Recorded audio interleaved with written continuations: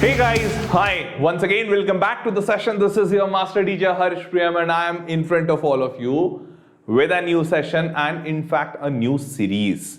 So now this new series is about revision. It's a super revision series, and in this super revision what I am going to tell you that precisely I am going to give you questions randomly from any chapter. So it's not chapter specific.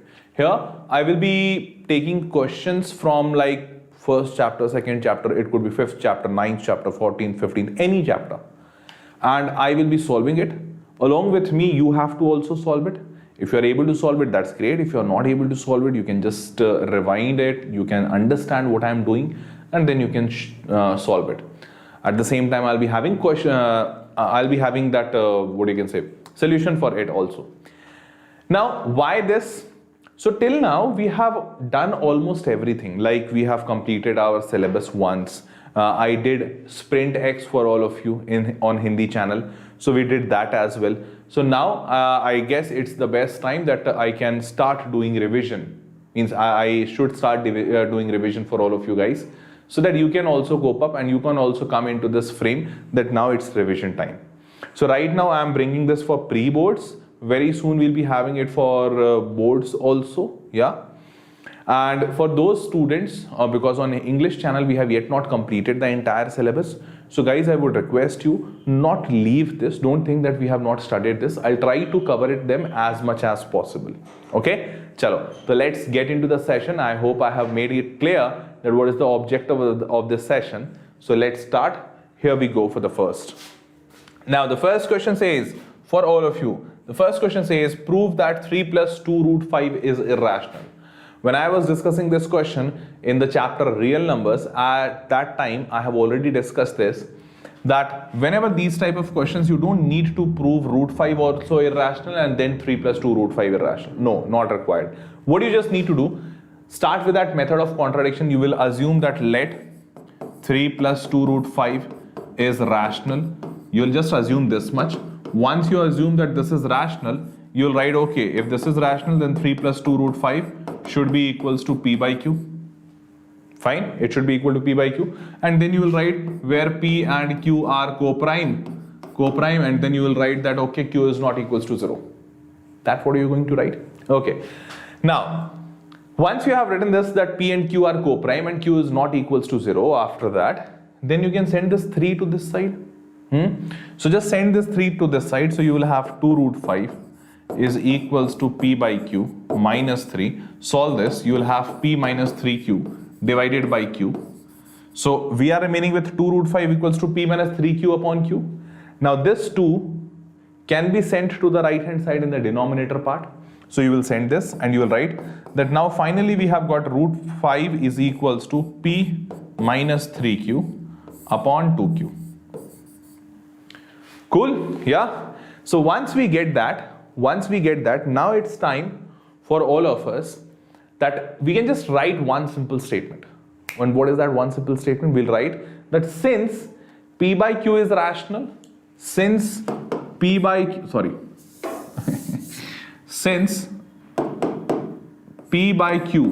is rational, so since p by q is rational, so you will write that p minus 3q upon 2q is also rational. Just a common sense. So you'll write that p minus 3q upon q. This is also, 2q. This is also rational. And according to this, root 5 should also be rational because rational is equals to rational only. But you will write that since we know that root 5 is not rational, it is an irrational. And hence, this contradicts the very fact that this is going to be a rational because p minus 3q upon 2q is irrational. But according to this statement, we are able to see it is irrational. So this contradicts our own assumption and hence this is not a right assumption. So we will write that therefore we are able to see that 3 plus 2 root 5 is not a rational number, it's an irrational number. That's it. And that's plain and simple. Like 1, 2, 3 steps and then 2 or 3 steps in the theory part. That's it. Fine. So I hope you all would have understood this question. If you all have understood, let's move on. Let's see the solution. So the same solution, x by y, sending all of them to this side. So this is the entire solution. Since x and y are integers, thus this is also an integer and rational number, but therefore root 5 is also rational, but we know that root 5 is a rational. So this contradicts the very fact, hence our assumption was wrong, and therefore it is an irrational number. Fine? Chalo. So this first question was from real numbers. Now the second question for all of you is from polynomials. Oh, polynomials. So question says what? Question says, find the zeros of this quadratic polynomial. So this is a quadratic polynomial, and we have to verify the relationship between zeros and coefficients. So polynomial, or I should say precisely, it's from quadratic equation chapter, because there only we get the relationship zeros and then verification and all that.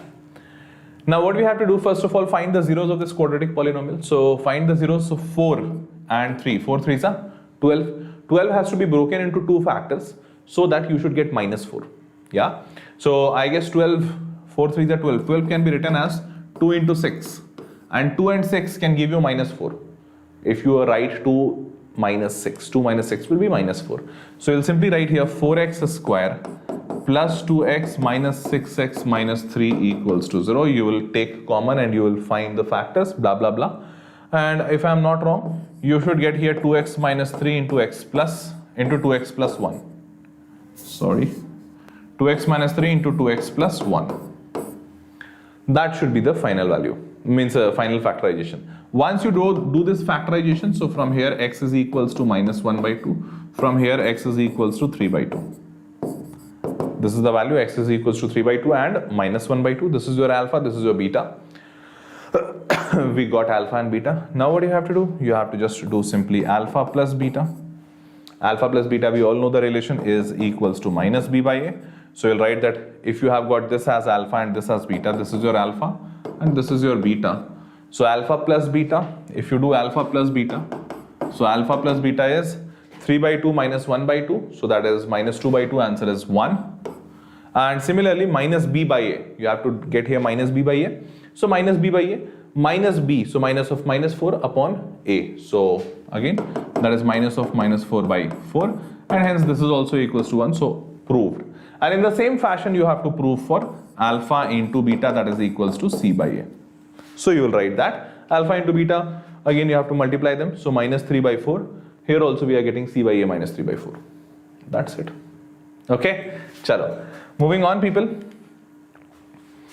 So we have got sum of zeros, which is again the same thing what we got. So the zeros what we got is 3 by 2 and minus 1 by 2, and after that you can do the verification.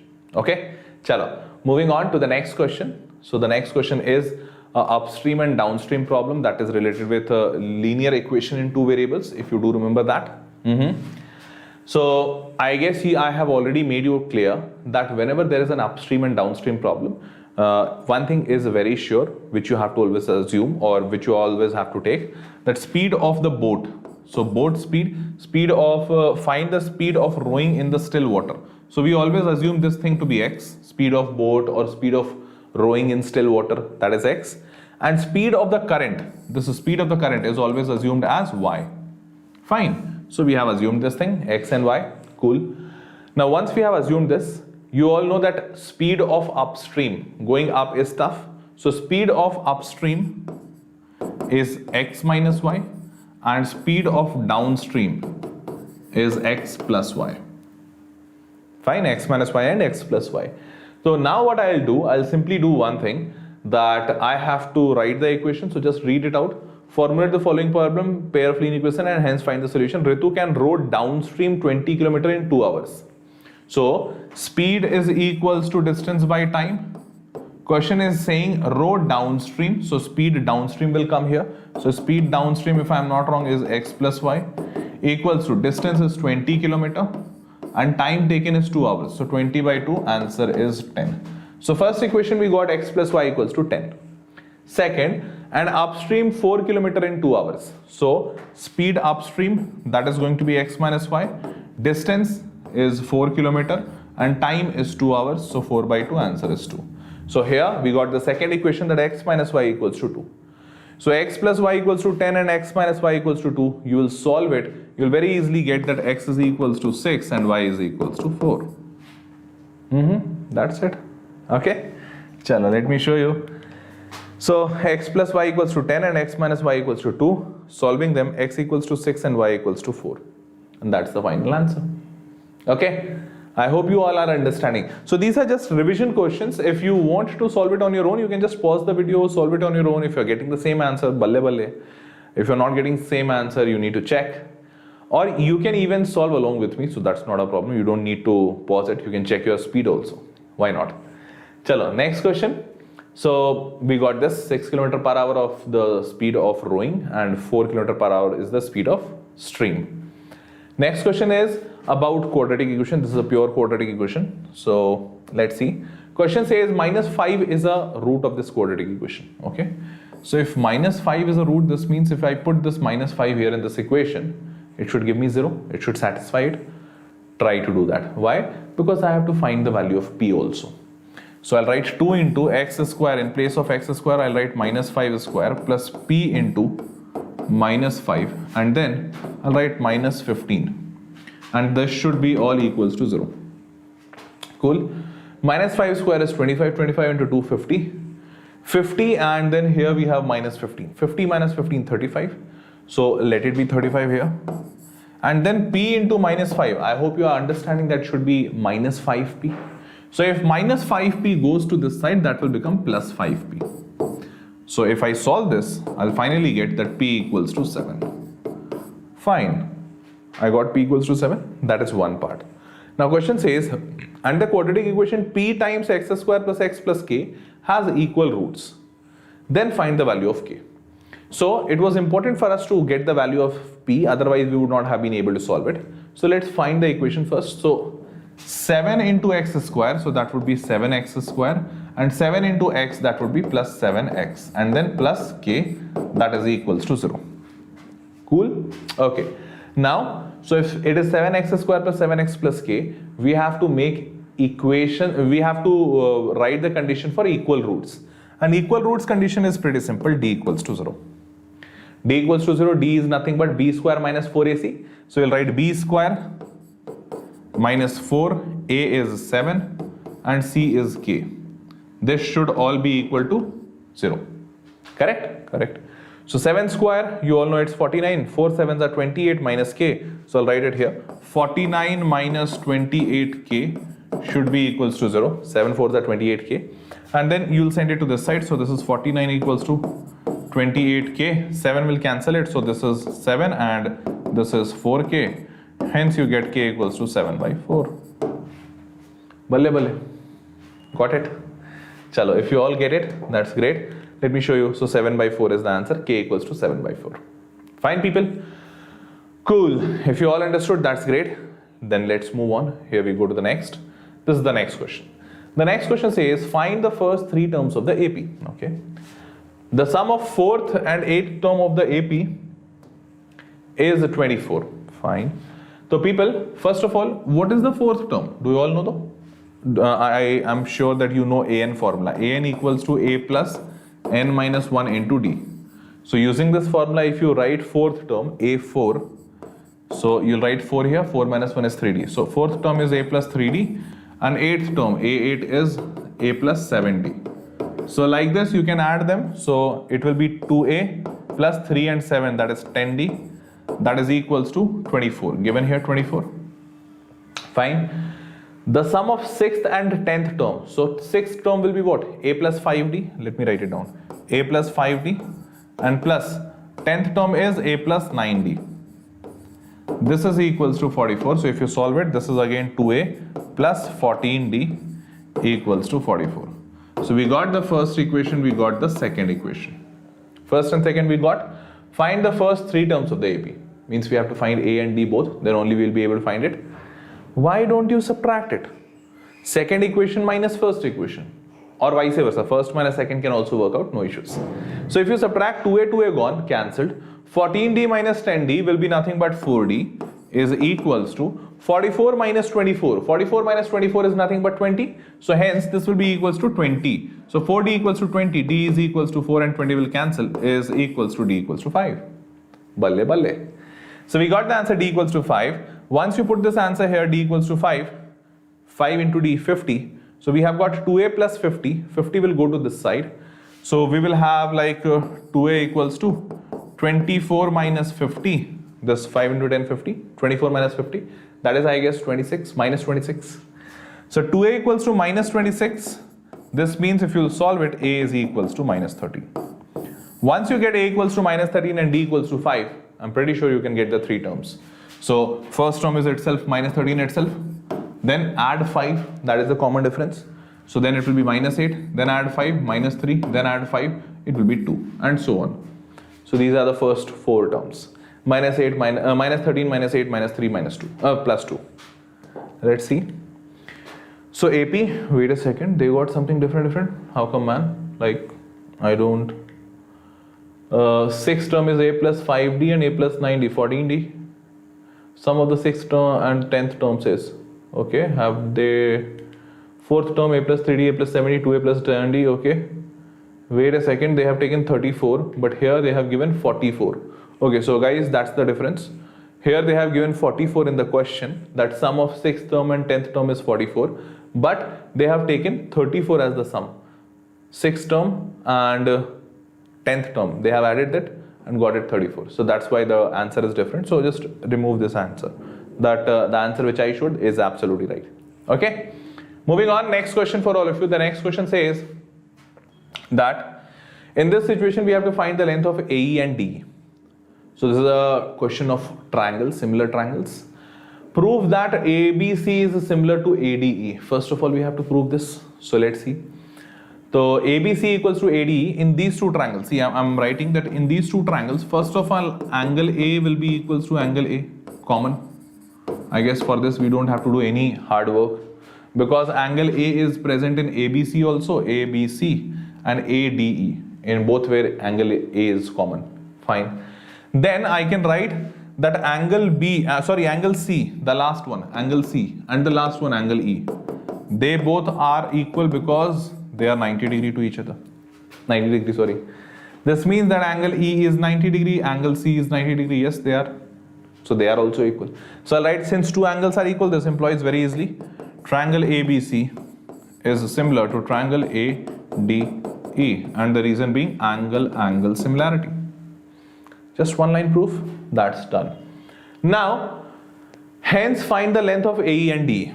So hence find means what? Since the two triangles are similar, you can very easily write that their ratios are equal, isn't it? So I'll write that here we have got AB by AD.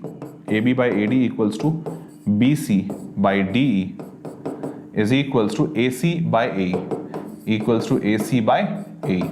See here, AB by AD, BC by DE, and then AC by AE.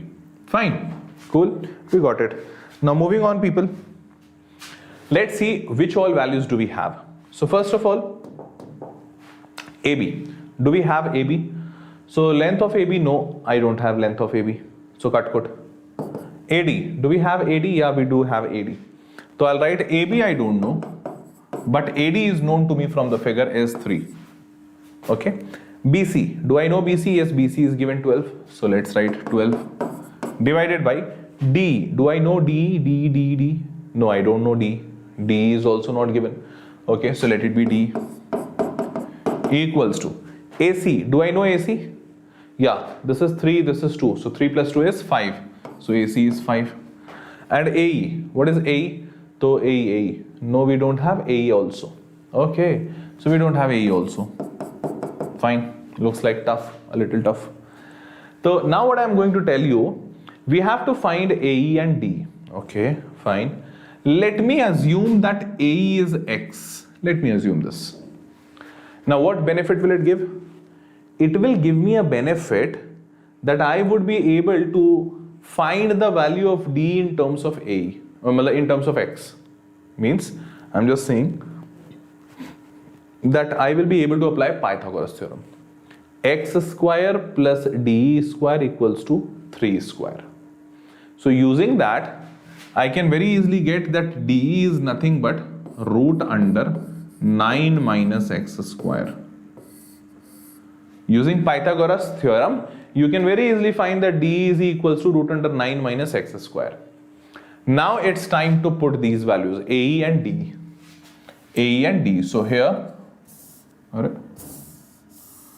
So here AE value, sorry, DE value first of all. So DE value here 12 by D. So D is root under 9 minus x square equals to AC by AE. So AC is 5 and AC is 5 and AE is nothing but x.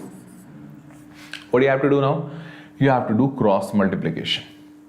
So 12x equals to 5 times root 9 minus x square. For removing the root, what do you have to do? You know that you have to square both sides. So let's square it both sides. Square it both sides. 112 square is 144x square. Cool.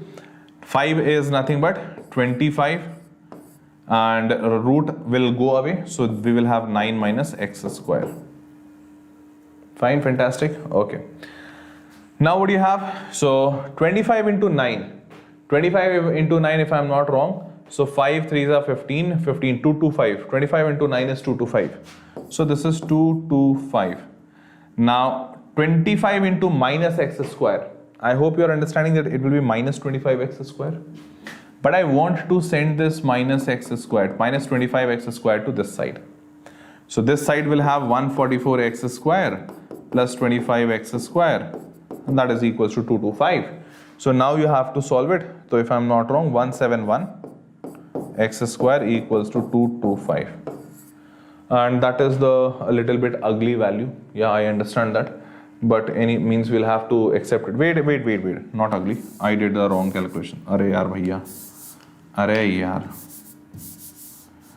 This is not 171. Sorry. I did a wrong calculation. This is 25. 144 and 25 is nothing but 169x square. This is equals to 225. Sorry for that. So now if you will calculate it, 169x square equals to 225 if you send it to this side. So very easily you will get x is equals to 15 by 13. 15 by 13. So you got A 15 by 13. In the same fashion you can calculate DE also. 9 minus x square. So x square is 15 by 13. So 15 by 13 you can put the values there and then you can solve it. Let me show you.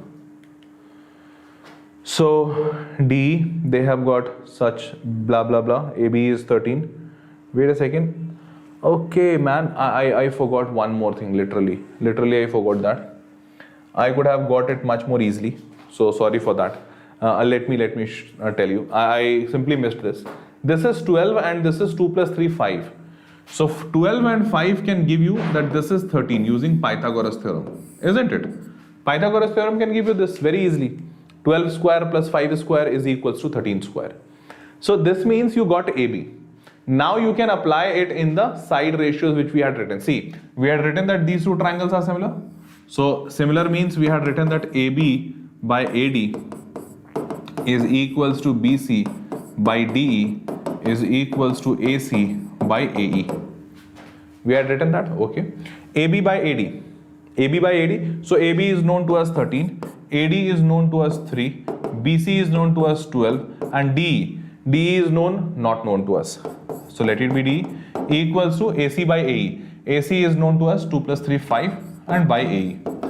So very easily you can just take this much. You can just take this much and you can do cross multiplication, this here, this here. So DE can be obtained 36 by 13. And in the same fashion, you can use this also along with this, the last one. 13 by 3 equals to 5 by AE. So from here also you can get AE equals to 15 by 13, which we got. We also got like this only 15 by 13, but we did a little longer method. It was not required. We got it so easily. Fine guys, understood now. So if you all understood, so AB is 13, 36 by 13 and 15 by 13, what we got. Understood?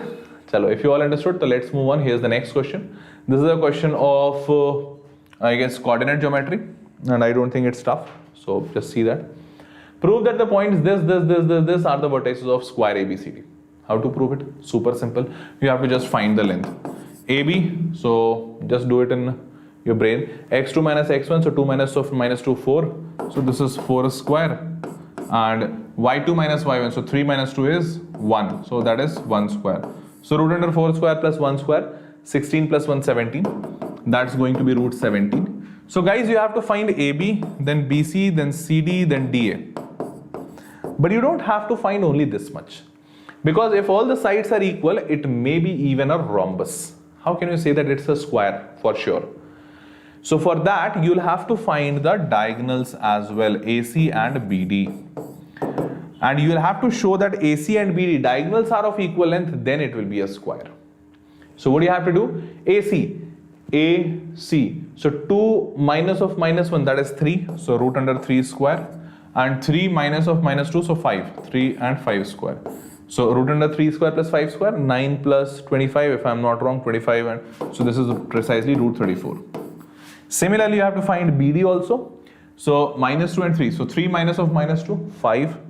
So root under 5 square plus minus 1 and minus 2, that is minus 3. So that is 3 square. Again, this is also root 34.